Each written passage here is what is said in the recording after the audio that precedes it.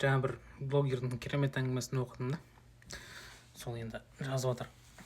Маған бір нәрсе қызық дейді да. Неге осы жаңағындай Қытай өлкесінде тұратын қазақтар 70 жыл өтсе де, 80 жыл өтсе де өзінің тілін, жаңағындай еш нәрсесін жоғалтпаған, мектеп бәрін алып қойып жатса да дейді, дін жағынан қысып жатса да қазақ тілін сақтаған дейді.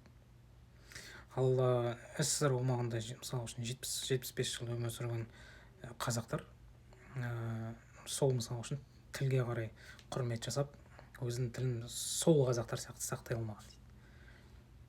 Шындық па? Мен де ойланып қалдым расымен. Неге олай? Неге бізде 70 жыл өтсе де, сол мысалы үшін 100 жыл тұрып жатса да, 2 ұрпағы, 3 ұрпағы тұрып жатса да, қазақша білмейтін қазақтар бар. Мен айтып отырмын ғой, стримда айтып жүргендерім бекер емес, ұлтты сыйламайды бұлар, қазақ тілін сыйламайды. Бірақ біздің жерде тұрады. Сондықтан бұл мәселе көтерілетін мәселе деп ойлаймын. Өздеріңіз қалай ойлайсыздар? Енді мынау ұят емес пе енді? Өзге елде қанша жерден қысым көріп жатса да, қазақ тілінде сөйлейді екен, қасында тұратындар қазақша сөйлемейді екен.